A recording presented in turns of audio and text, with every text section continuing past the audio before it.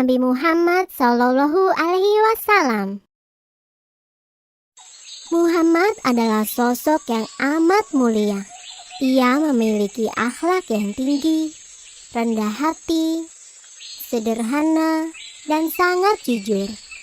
Karena kejujurannya ini, ia dijuluki Al-Amin, yang artinya dapat dipercaya. Suatu hari, Abu Thalib, paman Muhammad, mendatangi seorang pedagang wanita yang sangat kaya raya. Pedagang itu adalah Khadijah. Abu Thalib meminta kepada Khadijah untuk menerima keponakannya sebagai pekerja. Khadijah sangat gembira menerima Muhammad sebagai pekerjanya. Meskipun bayaran Muhammad lebih mahal, Khadijah menyetujui permintaan Abu Thalib. Saat itu, Muhammad mendapat 4 ekor anak unta sebagai bayaran, sedangkan pekerja yang lain hanya mendapat 2 ekor anak unta sebagai bayarannya. Masyarakat Quraisy mengenal Khadijah sebagai wanita mulia. Ia adalah seorang bangsawan yang baik akhlaknya dan cantik wajahnya. Di usia yang ke-40, suaminya meninggal dunia. Khadijah pun menjadi seorang janda. Khadijah merasa sangat tertarik pada Muhammad, bukan hanya karena Muhammad pandai berdagang, namun juga karena akhlak Muhammad yang sangat tinggi. Khadijah meminta kepada sahabatnya Nafisah binti Umayyah untuk melakukan pendekatan kepada keluarga Muhammad. Setelah dicapai kesepakatan, Muhammad dan Khadijah pun melangsungkan pernikahan. Saat itu, Muhammad berusia 25 tahun. Kehidupan mereka sangat bahagia. Dan perdagangan mereka pun semakin maju. Sekitar 10 tahun setelah Muhammad menikah, terjadi banjir besar yang melanda Mekah. Banjir itu menggerus dan merusak dinding Ka'bah.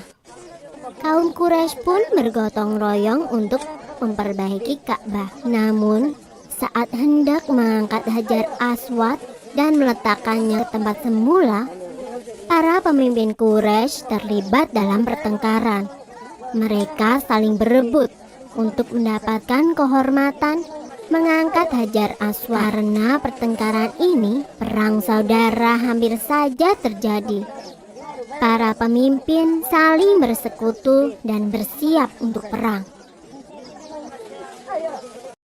Abu Umayyah bin Al-Mughirah, salah satu orang terpandang di Quraisy, berkata bahwa urusan Hajar Aswad ini akan diserahkan kepada orang yang pertama kali memasuki pintu Shafa esok hari.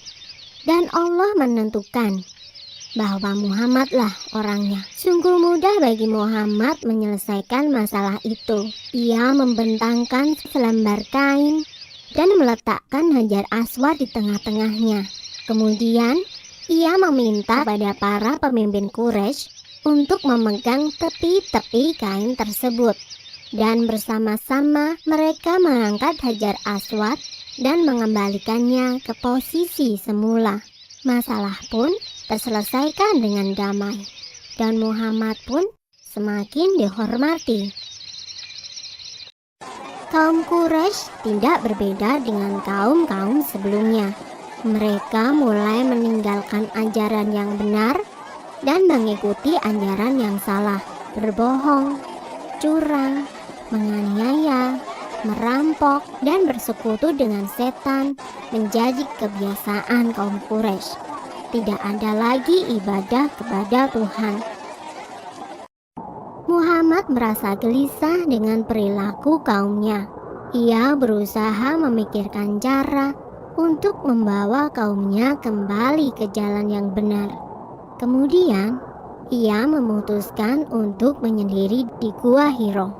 Sekeras apapun Muhammad berpikir, ia tidak bisa menemukan jawabannya. Maka, tepat pada tanggal 17 Ramadan atau 6 Agustus tahun 610, atas perintah Allah, malaikat Jibril mendatangi Muhammad dan menyampaikan wahyu.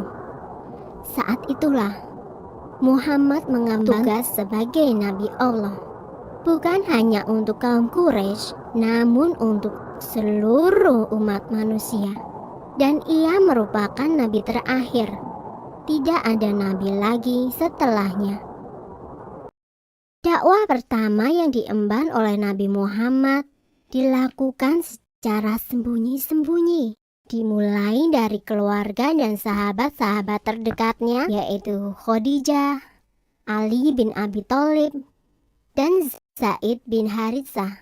Setelah itu, orang dari luar keluarga Nabi Muhammad memeluk Islam. Mereka adalah Abu Bakar, Utsman bin Affan, Zubair bin Awam, Sa'id bin Abi Waqqas, Abu Rahman bin Auf, Thalhah bin Ubaidillah, dan masih banyak lainnya. Mereka adalah golongan orang yang pertama kali masuk Islam, dan mereka disebut As-Sabiqunal Awwalun. Selama 3 tahun berdakwah sembunyi-sembunyi, pengikut Nabi Muhammad terus bertambah. Selama itu pula, kaum Quraisy tidak begitu peduli pada gerakan Nabi Muhammad. Namun, ketika akhirnya Nabi Muhammad mulai berdakwah secara terbuka, para kaum Quraisy mulai bangkit untuk melawan Nabi Muhammad. Apalagi dakwah Nabi yang paling keras adalah ajakan untuk memeluk Islam dengan cara meninggalkan Tuhan berhala mereka. Dan mulai saat itulah dakwah Nabi Muhammad mulai mendapatkan tantangan dan berbagai macam halangan serta perlawanan yang sengit dari kaum Quraisy. Selesai. Di gua inilah wahyu pertama yang berupa ayat 1-5 surat Al-Alaq disampaikan oleh malaikat Jibril kepada Rasulullah, yang artinya, bacalah dengan menyebut nama Tuhanmu yang menciptakan. Dia telah menciptakan manusia dari segumpal darah. Bacalah, dan Tuhanmu lah yang paling pemurah, yang mengajari manusia dengan perantaraan kalam atau pena. Dia mengajarkan kepada manusia apa yang tidak diketahuinya.